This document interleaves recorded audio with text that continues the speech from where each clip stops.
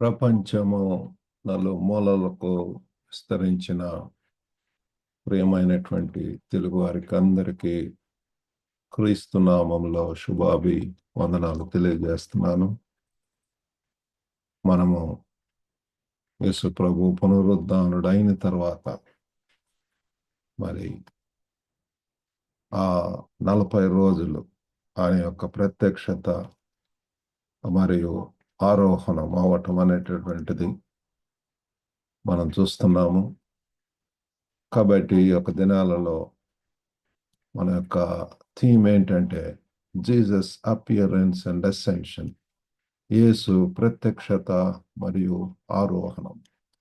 నేటి ధ్యానము కొరకు మనము బైబిల్ను తెరిచి మత్తయి సువార్త 28వ అధ్యాయము 19వ వచనం చదువుకుందాం. మత్తయి 28:19. కాబట్టి మీరు వెళ్ళి సమస్త జనులను శిష్యులనుగా చేయుడి, తండ్రి యొక్కయు కుమారుని యొక్కయు పరిశుద్ధాత్మ యొక్కయు నామములోనికి వారికి బాప్తిసమిచ్చుచు, therefore go and make disciples of all nations, baptizing them in the name of the Father and of the Son and of the Holy Spirit. మరి యేసు గొప్ప ఆజ్ఞ, ఆయన భూ సంబంధమైనటువంటి పరిచర్య ముగించుకొని మరియు శిష్యుల యొక్క మిషన్ లేకపోతే వారి యొక్క పని ప్రారంభాన్ని సూచిస్తుంది. పిల్ల యేసు ప్రభు వారు సంపూర్ణంగా తన యొక్క పనిని లోకంలో ముగించారు.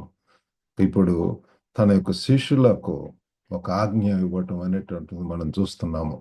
ఒక భక్తుడు ఏమన్నాడంటే, ఫ్రాన్స్ అన్నటువంటి ఆయన, ఈ వచనాలు చివరి విభాగాన్ని అద్భుతంగా ముగించాయి. మత్తయి సువార్త 28 చివరి అధ్యాయం, మరి చివరి భాగం. కానీ అవి మొత్తం సువార్తను ఒక డైనమిక్ ముగింపుగా కూడా తీసుకువస్తాయి. వాస్తవానికి ఇది ముగింపు కంటే ప్రారంభము. ఇది ఏమాత్రం కూడా ముగింపు కాదు, కానీ అది ప్రారంభము. సువార్తకు ఒక డైనమిక్ ముగింపు అని కూడా ఆ బోధకుడు చెప్పి ఉంటున్నాడు.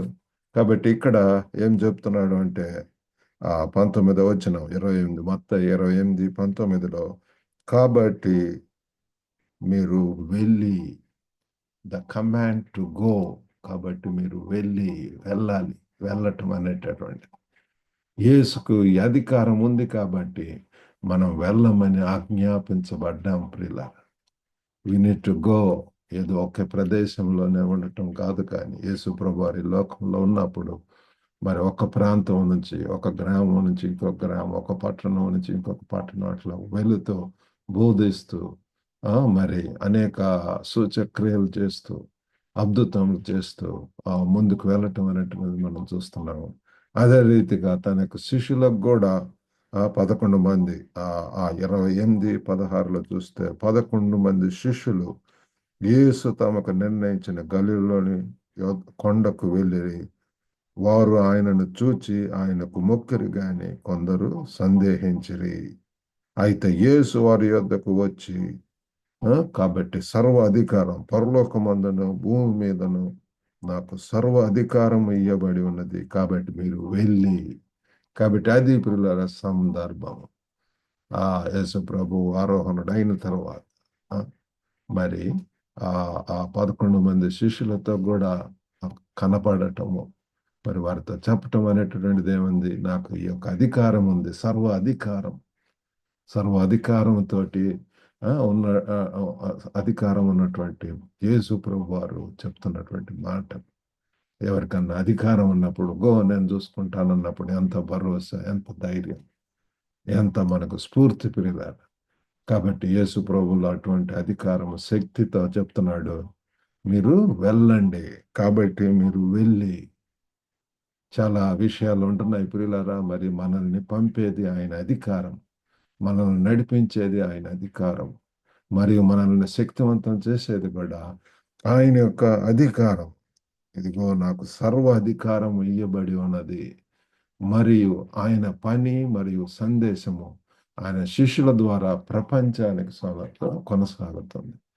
వారి కొంతమంది శిష్యులు 11 మందే కానీ వారి ద్వారా సర్వలోకానికి కూడా ఈ యొక్క సువార్త వెళ్ళటం అనేటటువంటిది మనం చూస్తున్నాం ప్రియులారా. కాబట్టి ఇది ఆ దినాలలో ఆ యొక్క శిష్యులకు ఆజ్ఞ ఇవ్వబడటం అనేటిది మనం చూస్తున్నాము. ఈ యొక్క వెళ్ళు అనేటటువంటిది అది ఒక ఆదేశము, బట్ అది సూచన కాదు. Go is a directive, not a suggestion. ఏదో సజెషన్ ఇట్లయితే బాగుంటది, అది అట్లా సజెషన్ కాదు, సూచన కాదు. కానీ ఇది ఒక ఆదేశం, ఎంత పవర్ తోటి ఒక కమాండ్, రాజాజ్ఞ. అది మనము శిరస్సు వహించాలి. యేసుని ఆరాధించేటటువంటి వారుగా పిల్లల మనం తెలుసుకోవాల్సినటువంటిది ఆ రాజులకు రాజు, ప్రభులకు ప్రభు, అద్వితీయమైనటువంటి దేవుడు, సర్వశక్తిమంతుడు, సర్వాధికారం కలిగినటువంటి ప్రభు వారు చెప్తున్నటువంటి మాట ఏంటి అంటే మీరు వెళ్ళండి. కాబట్టి మీరు వెళ్ళి దేశాలలో సువార్తను వ్యాప్తి చేయటంలో అత్యవసరం మరియు చర్య ఉంది పిల్లలు. There is an urgency and action in spreading the gospel across nations. ఎన్నో దేశాలు పిల్లలు అందరికి సువార్త వెళ్ళిన తర్వాతనే మరి అంతం వస్తుంది అని చెప్పి మనం తెలుసుకుంటున్నాం. ఈ యొక్క గ్లోబల్ తెలుగు ఫెలోషిప్ ద్వారా కూడా ఈనాడు 70 కంట్రీస్ కన్నా ఎక్కువ దేశాలలో ఉన్నటువంటి తెలుగు వారితోటి మరి ఆ కాంటాక్ట్స్ ఉంటున్నది. ప్రతి దినం కూడా కొత్త వారితో మరి దినము కొంతమంది ఇజ్రాయెల్లో ఉన్నటువంటి వారితో మాట్లాడటం జరిగింది, కొత్త కొత్త ప్రదేశాలు. కాబట్టి మనము స్ప్రెడ్ అయి స్కాటర్ అయి ఉంటున్నారు మన వాళ్ళంతా తెలుగు వారు. మరి అటువంటి వారికి అందరికీ కూడా వాళ్ళని ఎంకరేజ్ చేయటం, మరి వారిని to edify and to empower, శక్తివంతులుగా చేయాలన్నటువంటి ఆశతోటి ఈ యొక్క పరిచర్య ప్రారంభించడం జరిగింది. అదే రీతిగా మరి మీరు కూడా దేవుని యొక్క ఆజ్ఞకు లోబడి మరి మనం చేయవలసింది ఏంటంటే first step is to go, వెళ్ళండి అని చెప్పి చెప్తున్నాడు. మరి యేసు యొక్క ప్రత్యక్షత సందర్భం ఇక్కడ మరి పునరుద్ధానం తర్వాత మరి విసి యేసు ప్రభువారు అనేక రీతులుగా అనేక మందికి కనబడటం అనేటువంటిది మనం చూస్తున్నాము. మరణంపై విజయం యొక్క భరోసా చూస్తున్నాము. చనిపోయి తిరిగి లేచి ప్రియులారా. మరి శిష్యులు ఇక్కడ చూస్తే కొంతమంది సందేహిస్తున్నారు, కొందరు అయితే ఆయన ఆరాధిస్తున్నారు. Disciples worshipping and some of them are still doubting. I do not know మరి ఏ గ్రూపులో ఉంటున్నారు, ఆరాధించేటటువంటి గుంపులో ఉంటున్నారా, లేకపోతే మరి ఇంకా సందేహిస్తున్నారా. మత్తయి 28:17 చూస్తే వారు ఆయనను చూచి ఆయనను మొక్కిరి గాని కొందరు సందేహించిరి. మరి ఈ దినాలలో కూడా ప్రియులారా ఇంకా అనేక అసత్య వార్తలు కనపడుతున్నాయి. యేసు ప్రభు అసలు ప్రభువే రాలేదు, ఆయన అసలు చనిపోలేదు, లేకపోతే ఆయన పునరుద్ధరణ అవ్వలేదు, లేకపోతే ఎన్నో రకములైనటువంటి థియరీస్, లేకపోతే డాగ్మాస్, లేకపోతే అసత్య వార్తలు ప్రియులారా. కాబట్టి అంత ప్రూఫ్స్, రుజువులతో కూడా ప్రభు వారు మనకు చెప్తున్నప్పుడు మనం విధేయులం అవ్వాలా, లోబడాలా. కాబట్టి ఇక్కడ ఏం చెప్తున్నాడు, కాబట్టి మీరు వెళ్ళి ఇక్కడ మరి శిష్యులలో కొంతమంది అసంపూర్ణమైనటువంటి శిష్యులు ఉంటున్నారు. మరి కుమ్మండి వారు, దుడుకు పేతురు, యోహాను, ఫిలిప్పు, తోమా, నీ యొక్క చేతిలో చెయ్యి పెడితేనే కానీ నేను నమ్మను అన్నటువంటి వాడు, డౌటింగ్ థామస్ ఇస్ దేర్. అయినప్పటికీ వారి యొక్క గురువు, మాస్టర్ ఈస్ టెల్లింగ్ దెమ్ మీరు వెళ్ళండి, నాకు అంత శక్తి ఇవ్వబడింది, కాబట్టి మీరు వెళ్ళండి, మీరు నా ఉద్దేశం కోసం మరెవరు ఉండనంత మంచివారు, మీలో శక్తి లేదు నాకు తెలుసు, కానీ ఇప్పుడు అంత శక్తి నాలో ఉంది, కాబట్టి మీరు వెళ్ళండి, నేను ఆ యొక్క అధికారంతో మిమ్మల్ని పంపిస్తున్నాను, గో, సర్వలోకానికి వెళ్ళండి అని చెప్తున్నాడు. మరి ఇక్కడ ఏంటి, కాబట్టి మీరు వెళ్ళి ఎవరికి, సమస్త జనులకు. ఇంతకు ముందు అయితే తన మునుపటి పరిచర్యలో యేసు ప్రభు వారు ఈ ఫోకస్డ్ ఆన్ ఉద్దేశపూర్వకంగా తన పనిని యూదా ప్రజలకు మాత్రమే మరి పరిమితం చేశాడు, మత్తయి 15:24 ప్రకారం. మరియు గతంలో తన శిష్యులను అదే పరిమితితో పంపాడు ప్రియులారా, మత్తయి 10:6. అరుదైన మినహాయింపులతో మాత్రం యేసు అన్యుల మధ్య పరిచర్య చేశాడు. అయితే ఇప్పుడు అదంతా కూడా గతం. ఇప్పుడు శిష్యులు అన్ని దేశాలకు కూడా సువార్తను తీసుకువెళ్ళాలని చెప్పి నియమింపబడ్డారు. సమస్త దేశాలకు యేసు సువార్తను ప్రకటింపకూడని మరియు శిష్యులకు చేయకూడని ప్రదేశము భూమిపై లేదు. సర్వలోకానికి ప్రియులారా, ఈ భూమి అంతటికి కూడా, ప్రపంచం నలుమూలలకు కూడా విస్తరించాలి. రేడియో మరి దాని ద్వారా కూడా సువర్తమానం ఆన్లైన్ రేడియో ద్వారా కూడా నా యొక్క ప్రతి శనివారము వస్తుంది నా యొక్క ప్రసంగము. It's reaching 200 countries. 200 కంట్రీస్లోకి మరి ఆ వాక్యము షేర్ చేయటం ఎంతో ఈజీగా ప్రియులారా, ఒక లింక్ తోటి మరి ఎక్కడ ఉన్నటువంటి వారైనా సరే ఆ వాక్యం వినేటటువంటి వాక్యం ప్రియులారా. కాబట్టి మరి ఎందుకు సమస్త కాబట్టి మీరు వెళ్ళటం అనేటటువంటిది మరి సమస్త జనులకు, అన్ని జనులకు, అన్ని మరి జాతి, కులము, మతము, లేకపోతే ప్రాంతము, ఎన్నో బ్యారియర్స్ ఎటువంటి విభేదం లేదు. అందరికీ కూడా దేవుడు లోకముని ఎంతో ప్రేమించి, కాబట్టి వెళ్ళి ఏం చేయాలంట? శిష్యులనుగా చేయుడి. That is the thing, to make them disciples.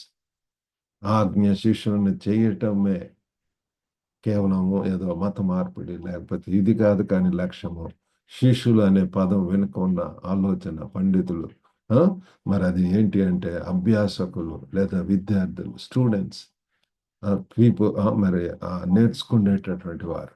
ఆ కార్సన్ అనేటువంటి భక్తుడేమన్నాడంటే, కాబట్టి యేసు శిష్యుల లక్ష్యం తేడా లేకుండా ప్రతి చోట అందరినీ శిష్యులనుగా చేయటం, ప్రియులు వారికి నేర్పించటం, బోధించటం, బైబిల్ యొక్క ఈ యొక్క మూల పాఠాలు, ఆ డిసైపుల్షిప్ ట్రైనింగ్ ప్రోగ్రామ్స్ అనేక ప్రాంతాలలో అనేక ఆర్గనైజేషన్స్ ద్వారా ఈనాడు మరి యొక్క డిసైపుల్షిప్ శిష్యత్వం. కాబట్టి అంతేకాకుండా ఆ తర్వాత పార్ట్లో ఏమంటాడంటే, శిష్యులనుగా చేయుడి, మరి తండ్రి యొక్క కుమారుని యొక్క పరిశుద్ధాత్మ నామంలోనికి వారికి బాప్తీసం ఇచ్చుడి. కాబట్టి త్రియేక దేవుని నామములో మనం బాప్తీసం కూడా ఇవ్వటం అనేటటువంటిది అవసరము. సర్వలోకానికి వెళ్ళి శిష్యులుగా చేయటం, మరి బ్యాప్టిజం కూడా ఇవ్వటం అనేటటువంటిది చాలా అవసరము. మరి ఇక్కడ మరి తర్వాత ఏం చెప్తారు? ఇదిగో నేను యుగాంతం వరకు కూడా ఉన్నాను. లో I'm with you always to the end of the age. కాబట్టి మనం ఒంటరి వాళ్ళం కాదు. ప్రభువారు మనతో ఉంటున్నాడు. ఆయన మనతో ఉన్నప్పుడు నిజంగా మనం ఫలభరితమైనటువంటి జీవితంలో జీవించడం ఎంతో ఆదరణ, ఎంతో బలము, ఎంతో శక్తి. మనకు కూడా అదే అధికారంతో మనం కూడా బోధించాలని చెప్పి ప్రభువారు కోరుకుంటున్నాడు. మరి ఆ రీతిగా చేయటానికి దేవుడు మనందరికి కూడా సహాయం చేయను గాక. చిన్న ప్రార్థన చేసుకుందాం. పరిశుద్ధుడైనటువంటి మా ప్రేమ గల ప్రభువా, ఓ గొప్ప నాయన, ప్రేమ గల దేవ తండ్రి, మీరు ఇచ్చినటువంటి ఆజ్ఞను బట్టి వందనాలు. మీరు పునరుద్ధానుడై ప్రభు శిష్యులకు కనపడి ప్రభు ప్రత్యక్షమై వారితో మీరు తండ్రి ఈ రీతిగా చెప్పి ఉంటున్నారు. కాబట్టి మీరు వెళ్ళి సమస్త జనులను శిష్యులనుగా చేయుడి, బాప్తిసం ఇవ్వమని చెప్పి ఉంటున్నారు ప్రభు. అదే పద్ధతిలో ప్రభు మేము కూడా తండ్రి మరి ప్రభు అయ్యో తండ్రి అనేక ప్రాంతాలకు మమ్మల్ని పంపిస్తూ ఉంటున్నారు తండ్రి. ప్రభా మా యొక్క తెలుగు వారు ప్రపంచం నలుమూలలకు తండ్రి స్కాటర్ అయి స్ప్రెడ్ అయి ఉంటున్నారు. ఆయా ప్రాంతాలలో తండ్రి మరి ప్రభా గొప్ప దేవ, మొదట మీ రాజ్యమును, మీ నీతిని వెతికేటటువంటి వారిగా ఉండగలిగినట్లు సహాయం చేయండి. శిష్యులను చేయటంలో ఓ గొప్ప నాయన తండ్రి, బ్యాప్టిజం ఇవ్వటం, ఆ ట్రైనింగ్ ప్రోగ్రామ్స్, లీడర్షిప్ ప్రోగ్రామ్స్, వాటిల్లో మీరే సహాయం చేయమని నిలుచున్న ప్రతి ఒక్కరిని దర్శించండి. వారి యొక్క అవసరతల్లో, వారి యొక్క మరి చింతలలో ప్రభు, దుఃఖంలో, బాధలు, అస్వస్థ గురైతే నామంలో స్వస్థత ఇచ్చేయండి ప్రభు. గొప్ప నాయన మీరే తండ్రి, ధైర్యం ఇవ్వమని తండ్రి వందనాలు తెలియజేస్తూ యేసుక్రీస్తు నామంలో వేడుకొంచున్నాము తండ్రి. ఆమేన్. ప్రభు నామంలో మీకు అందరికి కూడా వందనాలండి. యొక్క గ్లోబల్ తెలుగు ఫెలోషిప్ ద్వారా అనేక పరిచర్యలు జరుగుతున్నాయి. యొక్క ప్రార్థన అవసరతలో ఉంటే you are always welcome to contact. God bless you all. Have a good day.